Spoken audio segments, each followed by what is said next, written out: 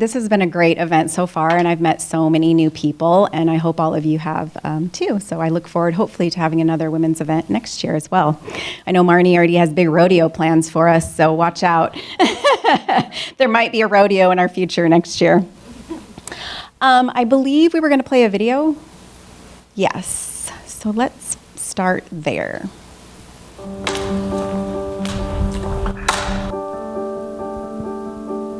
Hi, Erin.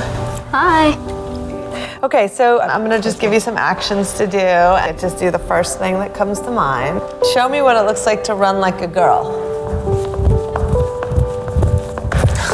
My hair. Oh, God. Show me what it looks like to fight like a girl. Now throw like a girl.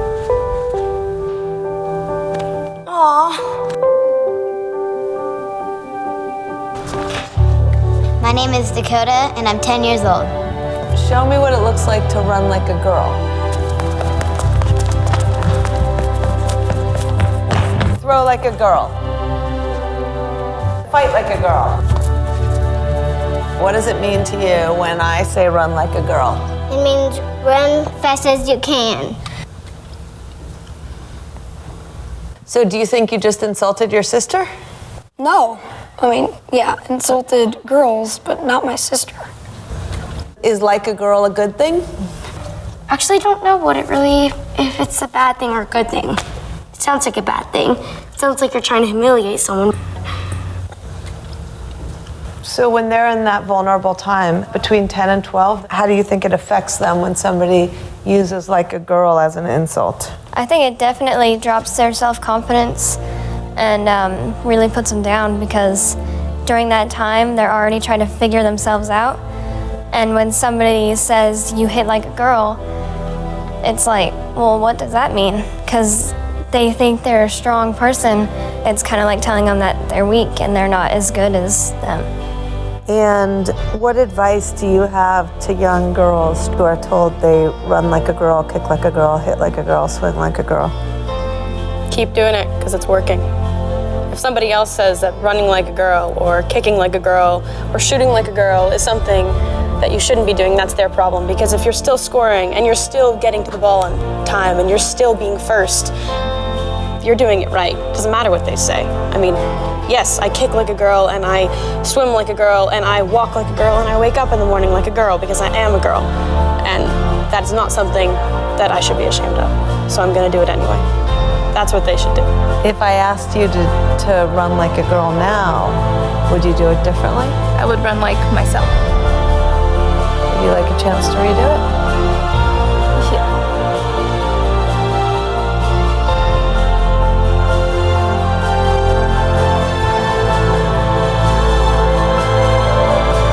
Why can't run like a girl also mean win the race?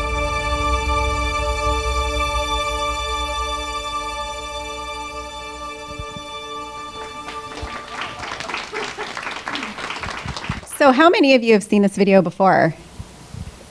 A few of you? Yeah. So we thought we'd start our panelist discussion today talking about it. So the Run Like a Girl video was produced by Always, and it was directed by a lady named Lauren Greenfield, and the whole purpose of the social experiment was to look into what it means to be like a girl, but also to really address the confidence crisis that a lot of girls face when they're transitioning from a young girl into a teenager.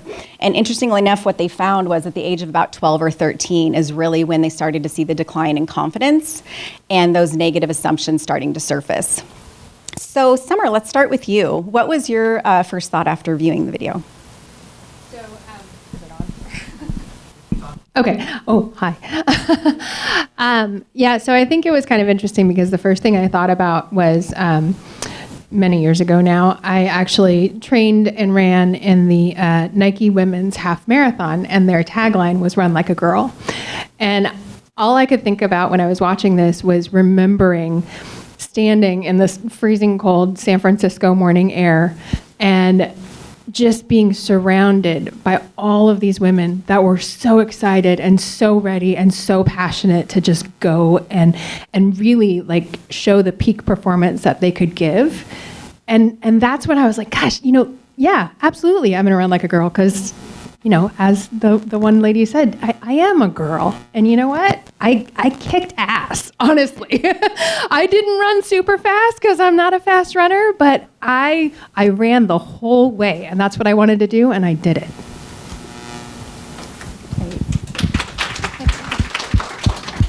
Lisa. Yes, so for me, watching that video, it made me very emotional. I've been through cancer, so Fight Like a Girl through breast cancer, I did that. But I think it made me realize that there are these stigmas we put, and especially on kids, right? And it really limits what they think they can do.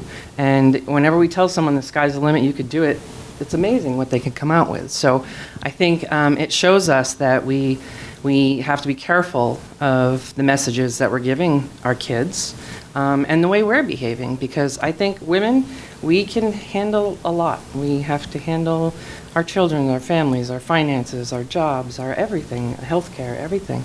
So to me, it is a powerful, powerful message, and I loved it. Betsy. Yeah, the video is emotional for sure. I totally agree. It was a good reminder to me of the messages that are out there and the impacts. I don't always think about it, but I was fortunate. I was never raised to think of myself really different from a girl or a boy. My parents always raised us the same, and I hope, although I'm going to go check now, I have 2 girls and a boy at home, and hopefully I have instilled the same thing, because I think it's so important to pay that forward and to be very mindful of the messaging that's out there. Women and men are powerful in similar ways, in their own ways, and not less than. And so I want to make sure that my daughters and my son acknowledges that.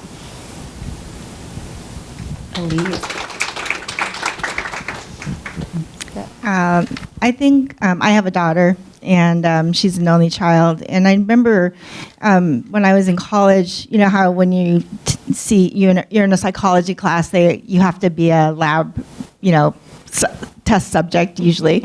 And I remember one study where they actually had a young baby that was dressed as a girl, and they had to interact with people, and the people after the interaction said, oh yeah, she really wanted to play with this toy, and then they took the same baby and dressed it like a boy, and another group of people, and same thing, oh no, he really wanted to play with these toys, the traditional boy toys versus girl toys. And so I think it's kind of a reminder that we have to think about our own biases and how do we interact, and what are our perceptions, and how do those influence not only how we think about somebody or something in terms of, are they strong or are they weak, but also, where does that start to influence the child and the way the child is thinking as well? And so I think the other study that they've done on young girls is that at the same age of around puberty, not only do they start to physically behave differently, but they also oftentimes start to sort of dumb themselves down, so they don't want to be that best person in math or science. And again, it's like such a subtle, sort of change in behavior that you just have to wonder what's influencing that, because it's clearly not capability or intelligence. Thank you. And thank you, Riley, for suggesting that we start off with that, because I think it was a great way to start the panel discussion today. So this morning, we had an opportunity to listen to our keynote speaker, Lauren, and I thought she did an outstanding job. We were actually discussing at our table what a great speaker she was. And I know I'm leaving today with a lot of takeaways that I'm excited, not only to improve myself, but also my team.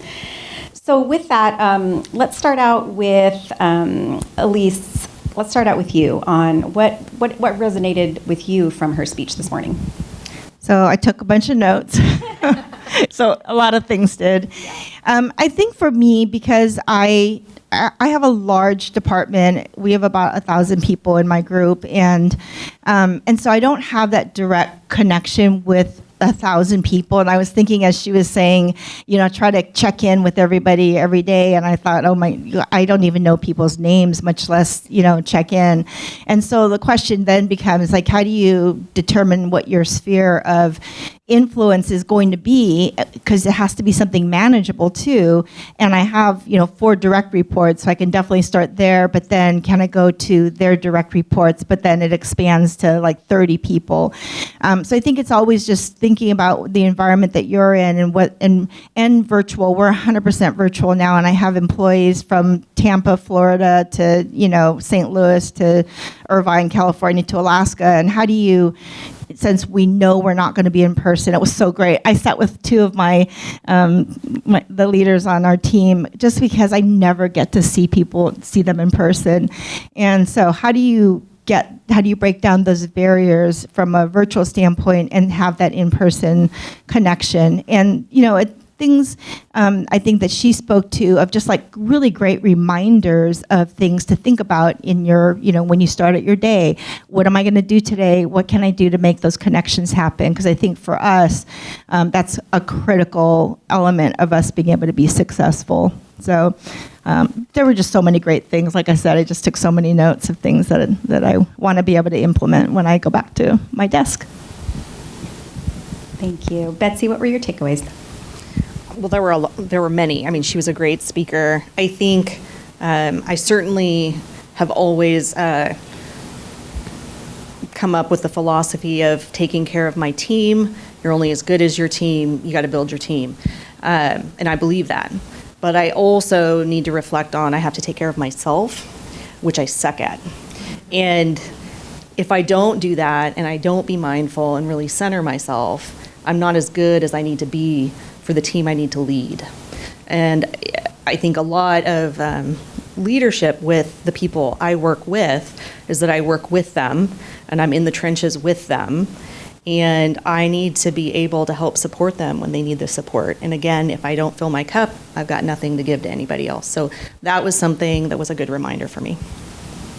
Thank you. I know for myself, I need to work on my work-life balance as well. I can improve upon that. Summer. Yeah, again, so many good things. I think one of the things that I found most valuable, or at least a good reminder for me, was really how I need to shift my mindset. Where, I can do a can-do list instead of a to-do list, or, really making sure that with every single meeting, I focus on the positive. What is it that we did well, and coming back to that regularly so we can celebrate. I think, far too often we get lost in the pieces of the things that we can make better, which is always good. We should always strive to be better, but I think being able to just stop and take credit for the things that you've accomplished is so important. And as a person who is kind of like semi-self-diagnosed ADHD, getting that dopamine fix is really important. And so I think that that's probably one of the bigger pieces. I think the other piece was just really around that if you don't have transparency, you're breeding resentment. And I think that is something that we're talking a lot about in my organization right now. I think previously we were pretty contained as to what we shared with most of the organization, versus my last company. We sometimes shared things to a fault, but there's a happy medium there where if you get people really involved, they are far more likely to really be invested in what's happening. And if you don't have that transparency, all you're going to get is just them thinking, oh, here's the company just telling me what I have to do. And so I think, really including folks is really, really important. Lisa. All right. So I think there were a lot of things today, but for me, what really resonated was every day I feel like I go in, you get to your desk, you probably have 5 questions already. Hundreds of emails are stacking up. I start with the email, you get stuck in there, and you start to get overwhelmed. You go to a meeting, you come back, you look at the same email again. And so the whole day goes by, and I end up being, you have 50 tabs open on your computer. I don't know that I have finalized one thing during the whole, right? And so then you're in meetings stressing about, I have to respond to that email. Oh my gosh, I need to schedule that. But being intentional and how do you do that throughout your day? Be available for people, answer the questions you need to, but have that quality time that you don't feel so frazzled. I don't want to leave the end of the day going, oh my gosh, I still have 15 tabs open and I don't know what they are. And it's a lot. In the world now with the virtual and you're in meetings and the teams are coming at you, all of that, and keeping focused and feeling like at the end of the day, okay, I accomplished something, I'm ready for tomorrow. I don't know exactly how I get there from here, but I like the idea of not looking at your email right away. I'm going to try that and see how that goes. Start with your calendar, know what you're going to do, right? And then go from there. I'll give it a try. It's so great to hear. I mean, I think we all kind of speak the same language and experience all of this. I know I tell my CEO all the time, I just want to wake up and feel like I'm not going to end up in quicksand by the end of the day. So yeah, I totally understand what you're saying. Next, let's talk a little bit about your personal career journeys and what got you into leadership and what got you into the role you're in today. Let's start off with Summer. As mentioned during my introduction, I actually majored in history, so go figure. But I actually went back to school late. I was working in the business world for a while prior to going back to school and getting my history degree. I had done some, bookkeeping, accounting stuff, but I was a quality manager for an engineering company, and I did a variety of things. And then after I graduated with my degree in history, it was 2008, and the world was in shambles, at least from an economic perspective. And so trying to find a job was pretty difficult. And so I decided, brilliantly, to start my own business, because why not? When the economy is crashing, start your own business. But I figured that everybody always needs accounting, right? Companies need help there. And so I started my own business doing that, and quickly found out I don't like being a salesperson. And so I'm good with the finance and accounting stuff, not so much on the sales side. So I did that for a few years before I finally decided, gosh, I would really love a paycheck that, gave me time off and, benefits, because this was before Obamacare. And so, if you didn't have insurance, you were kind of out of luck. And so I got back into things and then realized I made it as far as an accounting manager role, and I was never going to get to be more than that. It just wasn't going to happen because I didn't have the education to back it up. And so I went back to school, and I got my accounting certificate program at the University of Washington, and then went and got my CPA. Got a job in healthcare with Vera Whole Health as an accounting director. And then I just started moving up from there. I was really fortunate in that I had a CFO that was really invested in making sure that I was able to move up and move on and learn and grow, and also wasn't afraid to tell me when I wasn't ready for something. I was very upset one year when I didn't get the promotion to VP that I thought I deserved. And then she sat down and she said, if you were ready for it, I would have advocated for you. You're not ready for it. And that hit me hard, but it also gave me that really, kind of kick in the pants to just start figuring out what was it that I needed to do. And eventually made my way into VP, and then was there for a couple of years before I decided to move on, and was able to, through a lot of interviewing, find a CFO job that was right for me. And so now I'm running the finance function for a healthcare company, and I'm thrilled because I now get to, help kind of that next generation start to grow. And so, yeah. Great, thank you. Elise?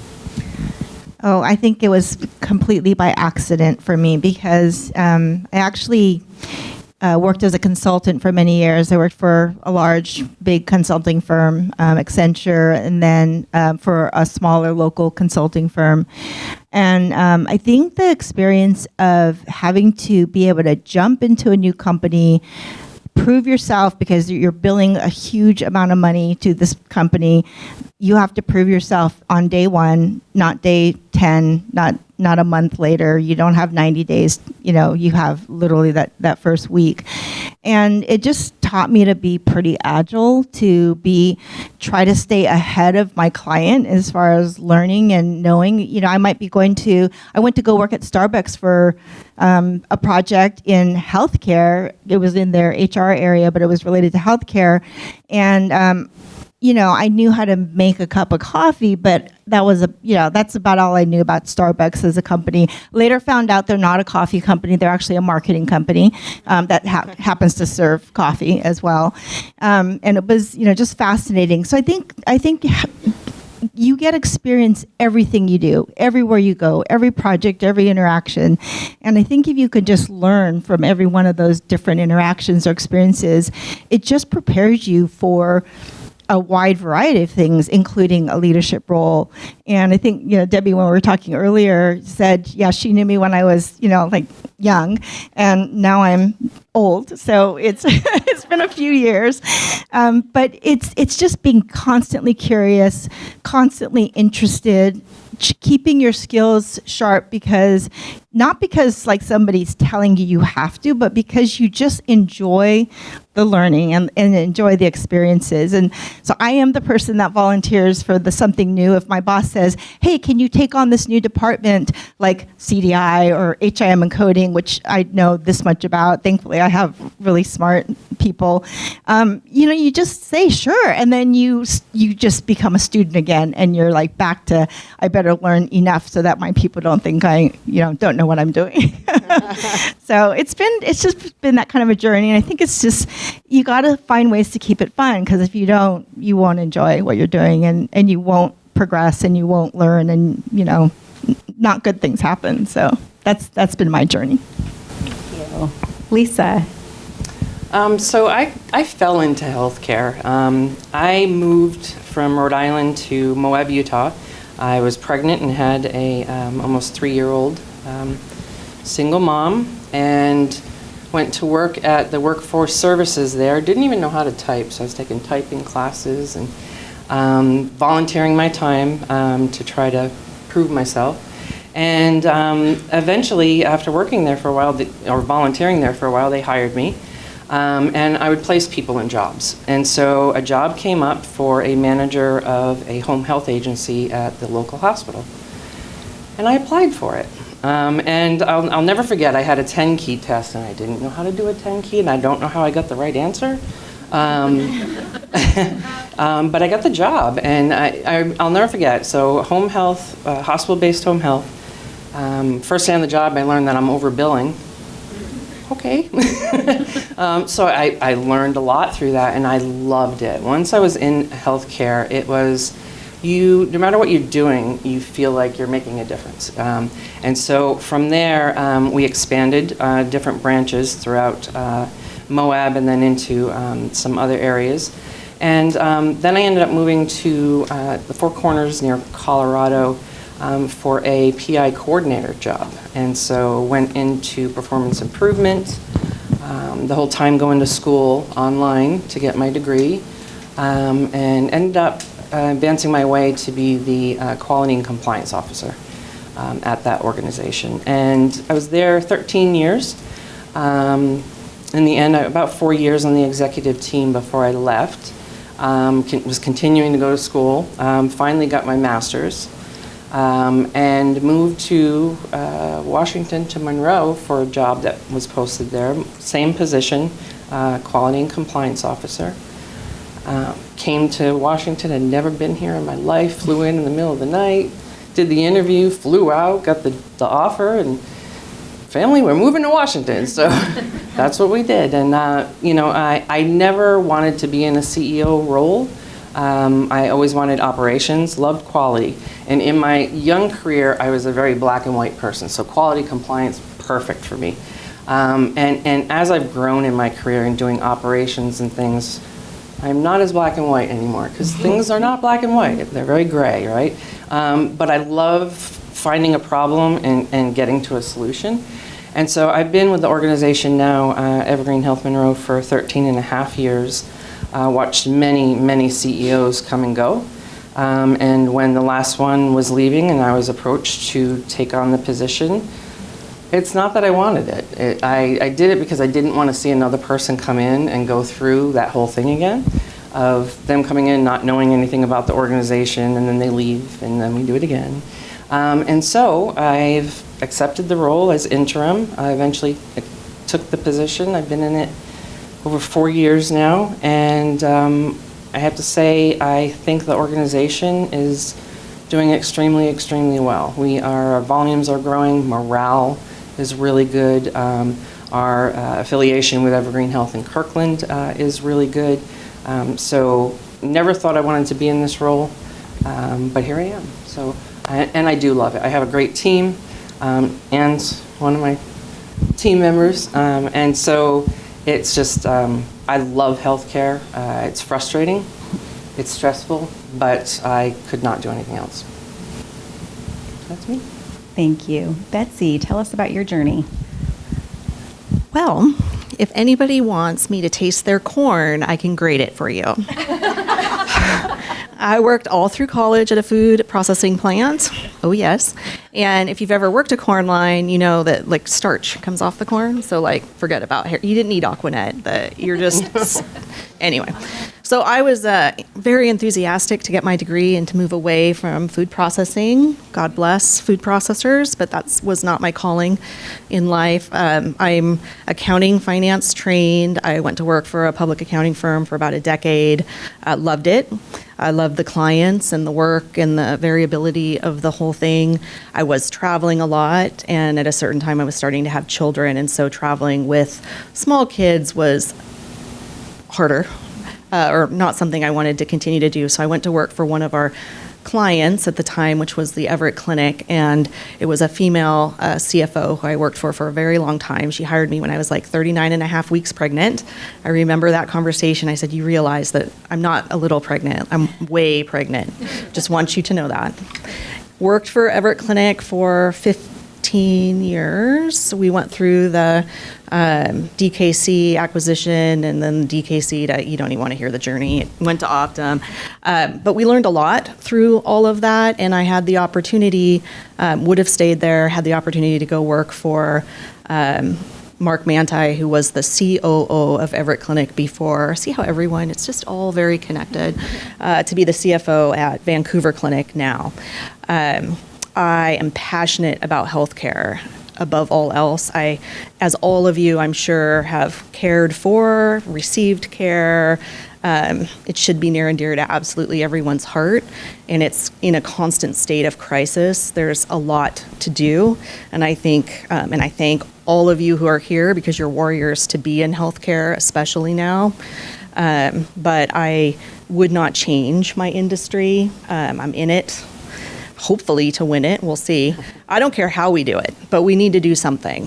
When you are a patient, or when your loved one's a patient, or you see someone in the hall and they're lost and they feel like crap, we need to help them. And I cannot stand blood. 0 bodily fluids work for me.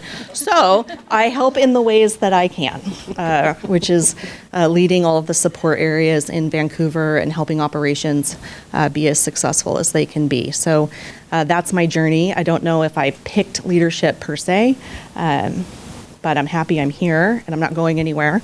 And thank you for letting me sit amongst all of you who I know have a lot that I could learn from. Thank you. I think this is a great segue into, just picking out words like stressful, intense, frustration. And we all know current state we're experiencing workforce shortages, having to do more with less. And so I'm just curious, how are you guys staying positive, and how are you keeping your team motivated during these challenging times? Elise, do you want to start us off? Sure. So I think as far as for myself personally, and I think going back to the work-life balance conversation, you really do have to make sure that yourself is a priority, that your family is a priority, that your pets are a priority. And I think that when you feel like that part of your life is calm and taken care of and supported, that you don't, it just removes like one of the major stresses that most of us have, especially those of you who are parents, or who've dealt with like a sick, parent or whatever personal is going on in your life. It's really hard to come to work daily and be positive with your teams if yourself is not positive. So I do a lot of physical stress relievers. I ride a horse. I have a horse and I ride 3 days a week. I dance 5 days a week, or 7 if I can. All forms of dance. And those physical things make a difference for me health-wise, and make me a more pleasant person to be around for not only my family, but also my coworkers and friends.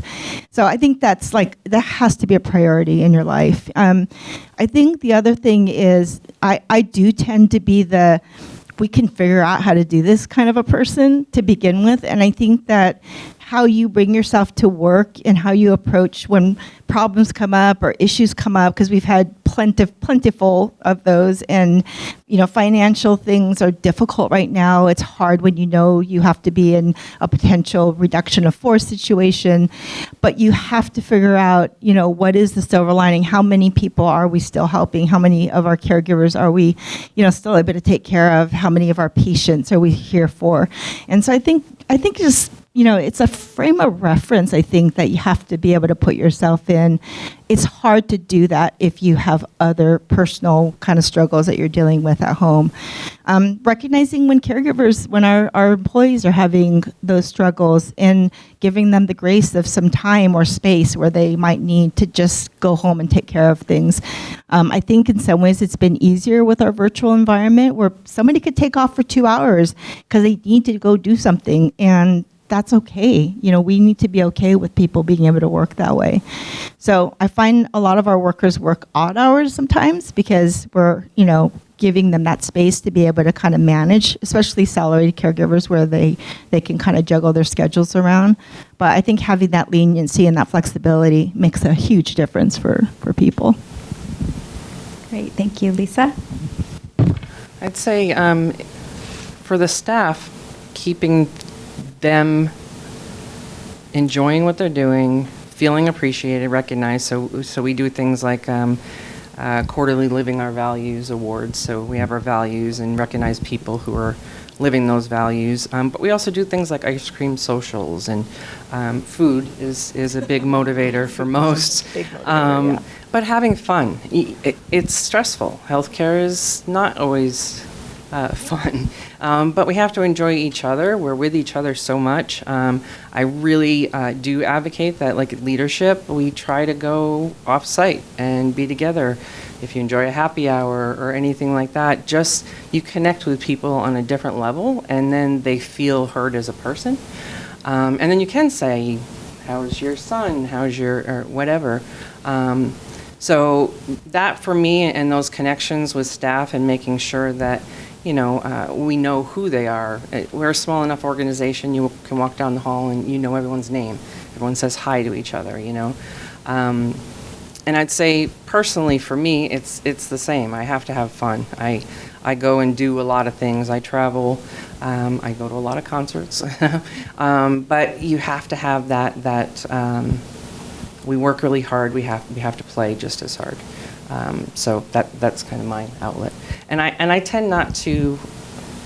Earlier in my career, I would let things bother me and sit with me. I am not that person anymore. I might get frazzled for a little bit, but letting it roll off. And I try to help staff work through that too. Not taking everything so personally, not realizing that, they're not doing it just to aggravate you or, whatever. So just making sure that we're kind to one another and kind to ourselves. Betsy? Axe throwing. Yes. And alcohol. We're gonna hang out with her. Yep. It is pretty cool. Right? Yeah. So we need to find fun events. Sometimes it's got to be forced because we don't always feel like it's fun, but we gotta do it. It's good for everybody. We find some events, or we find coffee. Or food. Definitely food oriented for sure. I think it's been important for me to just be a sounding board for folks to vent and know that this is, and I've asked them to be very clear with me. This is venting. There's no action from it. And then we do move to the, okay, what can we do about it? Because at some point the venting has to stop and we have to have a plan. But I think, I know for myself, being able to vent in a trusted environment is really helpful, because then I'm able to just let it go and move on and be much more productive. So we have venues for that. And we also work with everyone, including myself, as a good reminder that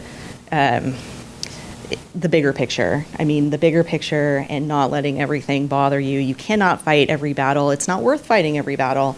And being able to have that broader perspective is uber important, and reminding people at times when we need to think about that. So that's how we do it, and we can always improve. Summer. Well, I'm on board with the axe throwing and alcohol, but yes. So I was actually watching this panel recently. It was Women in Tech, and one of the women up there specifically talked about that she really doesn't like the term work-life balance because it immediately implies that there's always going to be a tension between work and life. You are always having to struggle to find some kind of balance between the two. And instead, she advocated for work-life integration. And I loved that term because it really shows how you can make the two work together and for each other instead of trying to make it a competition between the two. And so I think, talking about that if they need to leave for 2 hours to go do something, you can go ahead and they can do that. It's not a problem. I actually just had a new employee start recently, and she was trying to talk to me. She's like, okay, so I need to leave at 3 p.m. this day. I can take a couple hours of PTO if you want me to, or I can sign on early. And I was like, no, you need to go take care of your kid. That's absolutely fine. Go ahead and do that. All I care about is if you're getting your work done. I don't care when you're doing it. I don't care if you're doing it 8 a.m. to 5 p.m. And so really making sure that you're allowing people that flexibility, I think, is so important. I think also it's the connecting personally. We're a 100% remote organization. Most of us are in completely different states. And so we don't really get the opportunity to see each other in person often, or ever in some cases. And so I make a real effort to continually connect with not just my team, but other teams as well. So I have my meetings with HR. I have my meetings with our chief clinical officer. I have our meetings, with all of them. So that way I can take the time at the beginning of the meeting to really talk to them on a personal level. Hey, how are things going? Oh, how's your kid? How's this going? Hey, weren't you going to be going on a trip soon? To really get that personal connection first before you ever start talking about work. Because you're far more likely to get people that are going to be excited to do things for you, for their coworkers, for whomever, if you're able to have that personal connection. And so I think that that's really, really important to focus on that piece. Yep. Great, thank you. So leadership, as we all know, can be very challenging as we, lead groups of very diverse people and personalities. And so let's talk a little bit about your leadership style and what you find most impactful to your team and why. And let's start with Lisa. All right. I'll go back to connections. I think I care about the people I work with, and everyone matters in the organization. And so having that connection and having the time to be there for them and listen, look them in their eyes when they're talking to you, and following through. So I have an open door policy. Anyone can come in. I am respectful of, if they're complaining about their supervisor, have you gone to your supervisor? But sometimes they just want a little bit of advice, right? And I love that they feel comfortable enough to come to me to do that. And so to me, that is the biggest thing in leadership that's sometimes missing is that human connection with people. So I'm not a very stringent leader. I Definitely like to make sure we're moving forward, but I'm very flexible. We pivot an awful lot in the organization, and I think it is really important to be able to say, all right, we've gone this direction, and now it's not the direction we need to go. We have more information or something has changed, and we're going to go this direction now. And so I think being able to say, oh, that probably wasn't the right way to go, but now we're going to do this, lets other people see that we're transparent, we're open about it, we can change our minds. And then the last thing I'll add is just getting input from the staff and your leaders throughout the organization, and hearing the different perspectives, because there's things that are going on in the organization that you absolutely don't know. I can guarantee you that. So get out there, be out there, ask the questions. Some of the leading questions that were put on the screen today, I think really open up some good conversation starters. So I would definitely rely on some of those. Thank you. Betsy? I don't know if I have a real unique answer. I would say connection, trust. I do what I say I'm going to do, and they can rely on that with 100% certainty. Or I tell them that we've changed our mind, we're going to pivot. We pivot all day long. I don't micromanage. I really trust my people. If I'm micromanaging, it's because they're very clear that something isn't working and we're going to get on a new path so that I don't need to micromanage. I am not afraid to hire people smarter than me. Most of my team is. I'm not afraid to say I have absolutely no idea how to do this, nor do I understand what you're talking to me about, and really getting clarity. I think by being open to saying I don't know and I need help allows other people to do the same. And I'm not faking. I mean, I don't know. I don't know, and I rely on their skill set. I do have an open door policy for open virtual door or real door if I'm in my office. And venting, of course, is an option, and then they know there's going to be a plan after of how, if a plan is needed, we're going to develop a plan together. I don't think my team would say they feel like they're alone. We might not always have the solution right away, but they know that I'm a teammate with them to help them remove barriers, and so that's how we work together. Elise. Gosh, you guys can check me on this. This on. I think as far as my style, I probably tend to share more than I'm supposed to with my direct reports. And I think part of that is I feel like people have a better chance of making good decisions and doing the right thing if they have more information. And so I do sometimes get in trouble for that, but usually not too badly. I also think that my style is pretty direct, and these guys will probably just like shaking your head. I don't think it helps people for them not to know if there's something that they could have done differently or done better, or if you truly believe in the development of your people, you have to help them develop, and that doesn't mean sugarcoating things. It doesn't mean just telling them you did a great job when really they didn't do a great job. So I think that I feel that responsibility to help people to see where things could have gone a different way, and I think part of it is how do you communicate those things. I think is where I feel like I need to work on, because I am so direct that I think it sometimes can take people aback when they're not used to that. And I've had quite a few leaders tell me that they've never had a leader before give them feedback, like not real feedback. And so I feel good about that, but at the same time, it makes me recognize that I have to be careful in how I do that and the words that I choose. I really think also I'm the same way with my bosses. I have a new boss who's been here for about 6 months, and I'm sure it surprises him. It surprised my last boss when I give him advice or let him know if I think he's making a mistake. Eventually, he's going to appreciate it. And he's still getting used to it. But I feel like, and I think this goes back to my consulting background, is, it does him a disservice to let him be in the dark. And so I let him know, gosh, at Providence, this is maybe a more successful way of approaching something, because it's different in a small organization versus big. And Providence is just, we're big and spread out, and it's easy to miscommunicate if you are not aware of your environment. So I just try to be that transparent kind of leader, which, you know, can sometimes be difficult to hear. So I don't know. Is that right? They're shaking their heads. Shaking their heads over there. They're agreeing. That's good. Summer. Yeah, so very similar to a lot of the folks up here. Like Betsy, I very much agree that if I am the smartest person in the room, there is a problem. I hire people because I know that they know how to do their job.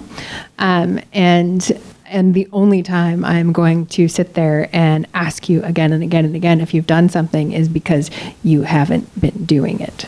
So, and very similar to Elise, I've definitely changed over the years. I used to have a really hard time giving feedback, and it's still difficult at times. But I've gotten better at it. I think, you know, if there is an issue, my first thing that I always have to tell myself is lead with curiosity.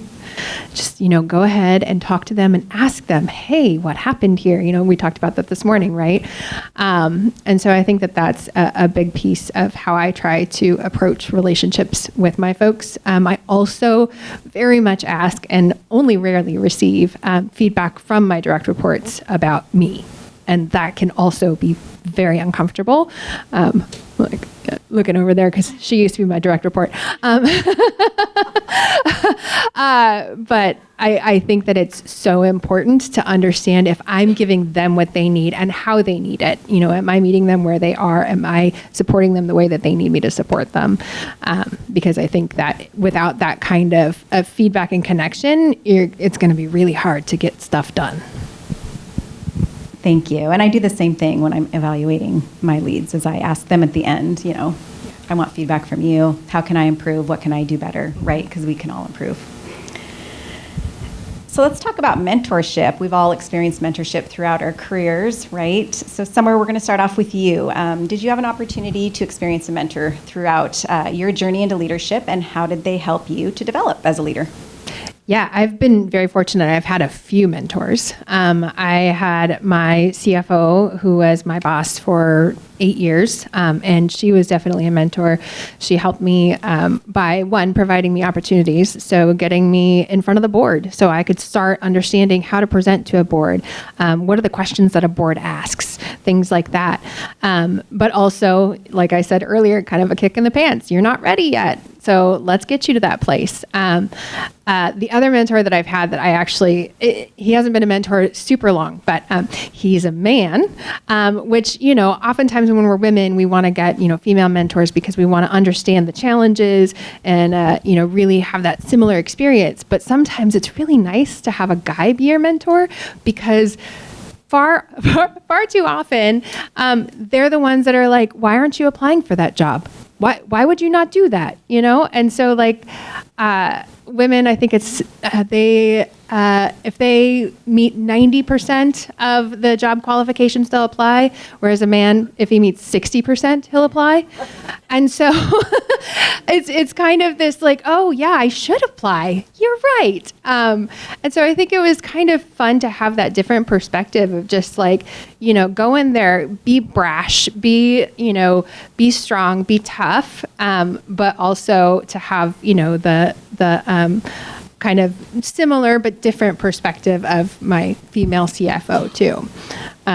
So yeah, I think I've been very fortunate. And then I've also done business coaches and all sorts of stuff because I firmly believe that it's important to have a variety of voices to help you become a better leader. Thank you. Betsy? I don't think I've had a mentor per se, but that does not mean that I really have taken a lot of things from just everyone I've dealt with, good and bad. Probably learned more from the bad of how I did not want to be versus the good. I think it depends on your style, whether mentorship is as meaningful for you. I mean, I think it's meaningful for some and it's not as much for others. I've had folks want to assign themselves to be my mentor. That did not work out very well. So yeah, really for me, I've just learned from all of my interactions, and I'm always looking for things that I can do better. So I think there's a broader self-awareness that you have as a leader to just make sure that you understand really true things about yourself, how you think you are, how you are perceived, how you come across, how you might have enjoyed or did not enjoy the last interaction you had with somebody, and how you can modify how you might approach a situation. I always think you need to be yourself and be true to yourself, but there are sharper edges, rounder edges, and how you fit in and can read a room that are really meaningful and impactful as you're trying to lead different groups of people. Lisa. I'd say similar. I've not had a specific mentor. I've had people throughout my career. I've learned a lot of what I don't want to do or be like. You definitely learn those lessons. But I think I've learned to find people that I can go to and get honest feedback from. Yes. And there's times, and it's good after you do something and you need to stop and evaluate yourself and how did I do with that, right? And so having those people that you can actually get that true feedback from, I think is really important. But I think mentors come in all different shapes and forms and ways. And I think the biggest thing is that we continue to learn in leadership. There's always opportunities and ways that we can be better. So, thank you, Elise.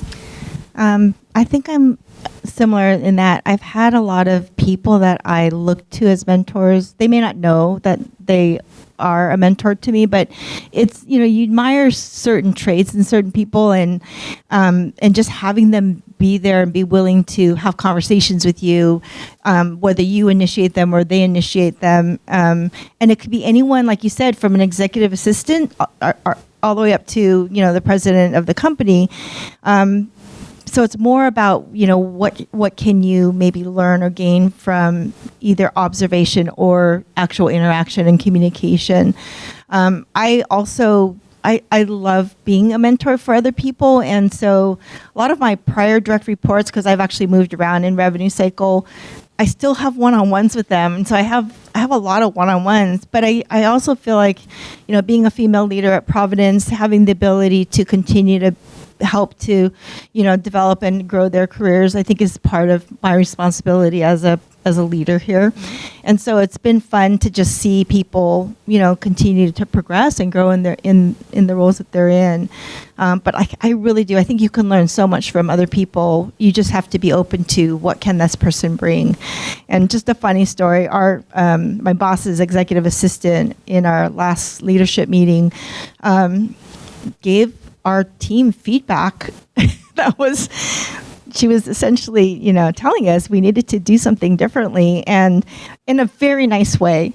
But we were all just like, oh my God, she's right. And it was so great that one, she felt brave enough to do that. But she was just like spot on with her feedback. So it's good to listen wherever you can. Mm-hmm. So true. Yes. I've actually been with my organization for 27 years and had the opportunity to work with CEOs and CFOs before I was promoted to CFO, and I never felt limited. They never made me feel limited in the roles that I had throughout my organization. I started there as a staff accountant right out of college. And so they really pushed me to grow. And so that's kind of my story and journey in a little nutshell, because you don't hear of that very often. So what advice would you give to the next generation of female leaders? What advice would you give? Let's start with Lisa. Thank goodness.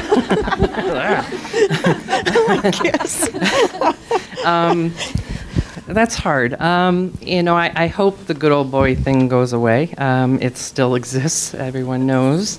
We are up against, a man can say something and say it, and oh, he's direct, and oh, wow, and you say it, and isn't she rude? But I hope those things go away. I think the more women are doing and proving themselves, and those insecurities are going away, hopefully those young female leaders are watching that. There's nothing that a female leader can't do. And so I guess my advice would be unapologetic. Just do what you feel is right. Women apologize for everything all the time. We say something, oh, I'm so sorry. Oh, I'm so sorry. We just need to do what we think is right, be nice about it, care about people, and continue to learn. So that's a tough one. That is a tough one. Summer. Fake it till you make it.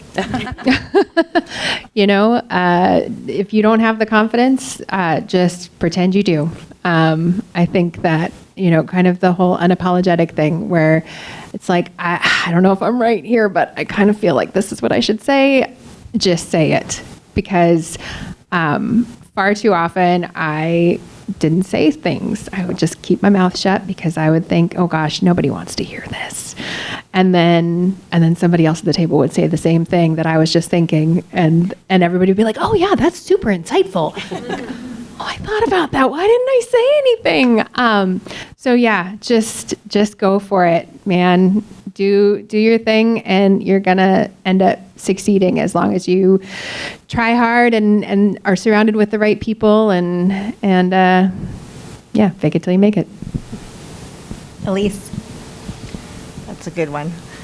I think that a lot of times women are afraid to ask for things. We're afraid to say, I want this job or I want that project. And it takes being brave, I think, to be willing to, because you need to take the risk of them saying, no, you're not ready or you can't do this job. And you have to be willing to accept that, feedback. But if you don't ask or try, people really don't know what's in your head. They're not mind readers. And so I'm always amazed, people who get those other experiences, it's because they were willing to take that risk. And it is risky, and you have to be brave, and you have to, like you said, fake it till you make it, because there's times where you're just not going to feel confident, but you have to be confident and show that you are willing and can stand up and do that.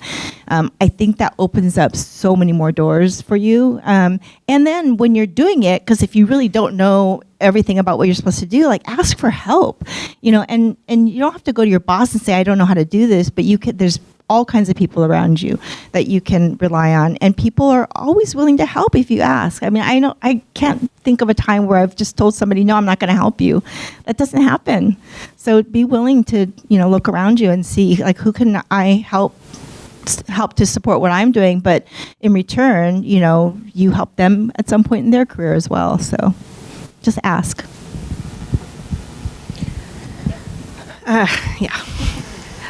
Yeah. Know who you are and own it. Self-confidence is a superpower.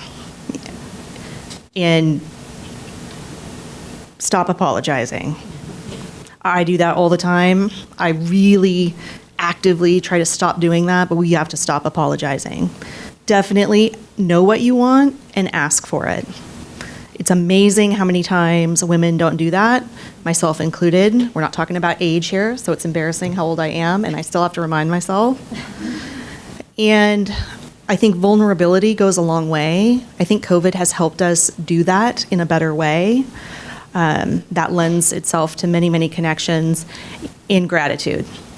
The days can be hard, but there's always something good in every day. And I think by acknowledging that for yourself, your family, your teammates, really is also very powerful. And then I always want to pay it forward to both women and men. The women for our own things, and the men to teach them how they should think about working with women, things they should not do. They should not talk about my haircut in a bank meeting. These things happen regularly, but you have to teach people how to treat you. And that's what I try to do, day by day. Great, thank you. I'm not sure how we're doing on time, but 5 minutes. Oh, 5. Oh, I was supposed to look at the paddle and see. Yeah. I didn't see it. Oops. So on that note, let's open it up for some Q&A. Yeah, thank you all. It was a great talk. Learned a lot. And yeah, so does anybody have any questions for the panelists?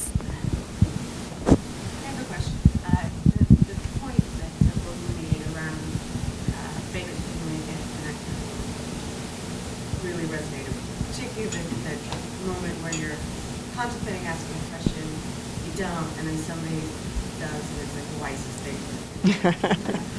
I'm curious if you have examples of situations where you really went in, and to your point, Simmer, earlier about faking it, like somebody would come in and say, I can do this job, and you're like, I'm 60% there. I can do it. Is there an example that one or all of you have that helped expedite your career? So mine was actually relatively recently, honestly. I just recently started this position as a CFO. I think that having that title actually also just helped me go, hey, I'm the person in the room that people are listening to. Oh, okay. And so we were actually having this meeting about HR. And so we don't actually really have an HR leader in our organization right now. And so they brought together a bunch of other leaders to start discussing things like, what is our recruiting strategy? Because we're a relatively new organization. And so, how are we putting together all of our information around our culture and how are we onboarding people? And all of a sudden I realized in this meeting that I actually knew what I was talking about.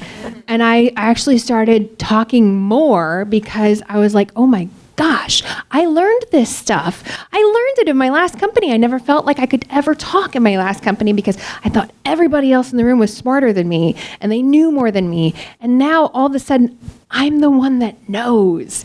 And it was so exciting. And I called one of my mentors afterwards and I was like, oh my gosh, my imposter syndrome is taking a back seat right now because I'm the person and it's great. But yeah, it took some time to get there. I would say one other thing is you do have to do some homework and be prepared. And so, again, going back to my consulting days, is if I was going to meet with the CEO of a company, if I didn't do some research on that company, then that's my bad. So doing that homework before you walk into a meeting, and I know it's hard because a lot of us are in meetings back to back to back to back. You have to pick and choose which of those meetings you feel like you need to do that extra preparation. But that gives you the confidence, for one thing, to be able to speak, but it just gives you, more of that foundation that you need to actually be productive in that meeting and be a contributor. So look at your calendar at the beginning of the week. I do look at mine on Sundays because I don't like walking in Monday morning feeling like I don't know what I'm supposed to be doing that day. And so, and I literally pick and choose. I can just show up to this meeting because I don't have to prepare. This meeting, I better have, be this prepared for this, etc.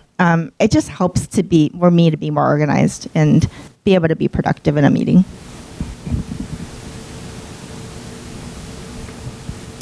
Any other questions, or do you guys want to answer? Oh, right there. We've talked earlier during the keynote speaker about courageous conversations. How do you prepare? I feel like for women, especially, taking these difficult subjects, whether it's with your friends, family, or your peers, bosses, or the team members on your team, are much more challenging than for men. So I would be curious how you, as certainly successful leaders, are approaching those courageous conversations, and how do you prepare for that? Boldly.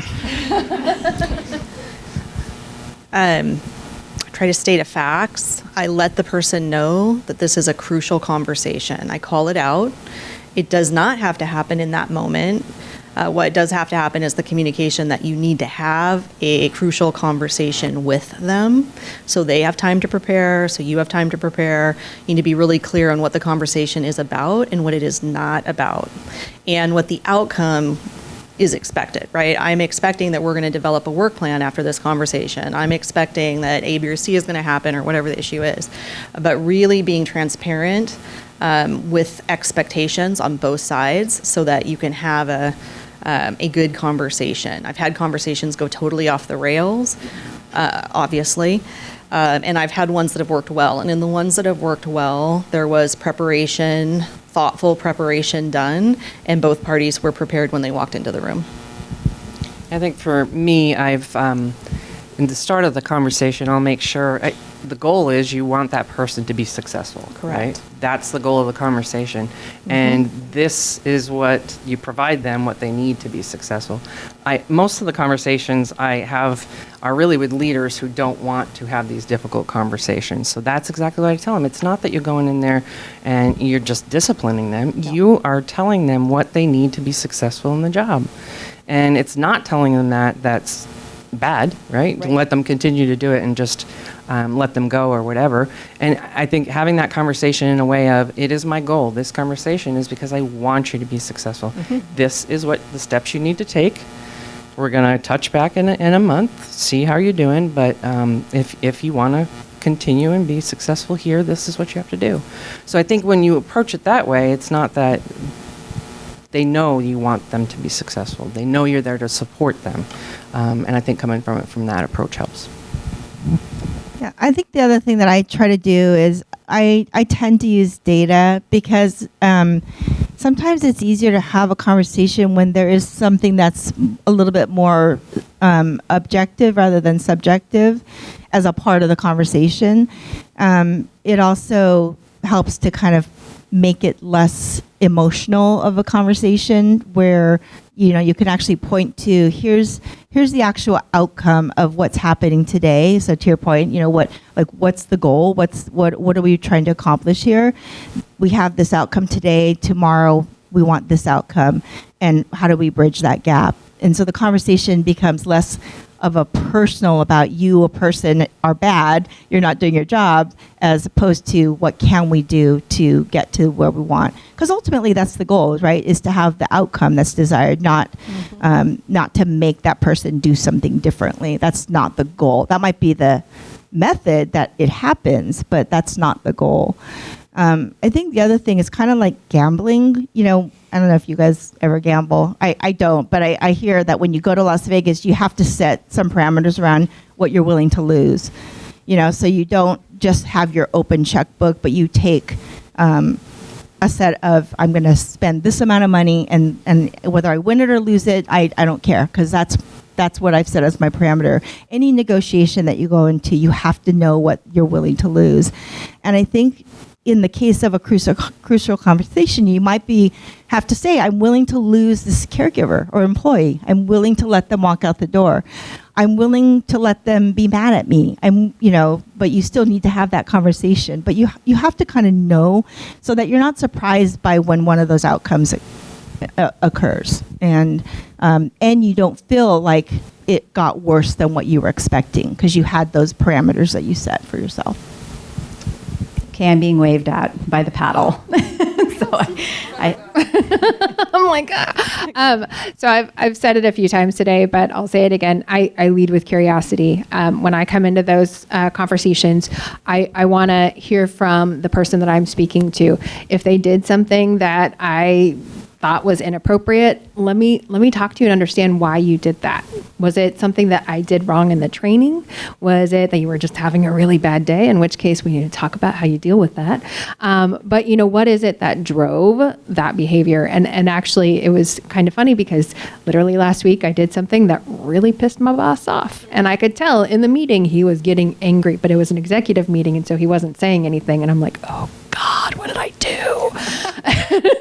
And he scheduled a meeting for the following day, and both of us came into that meeting with curiosity. He was like, hey, I'd love to understand more about why you did this. And I was like, that's great, because I would love to understand more about why you were angry. And it was a great conversation. It was super productive. We came to a place that like both of us were happy leaving that conversation. But it really came from that place of, let me understand where you are, and is there a way that I can help you get from there over to where I need you to be? Great. Thank you. All right, Riley. Round of applause for our panelists. Thank you.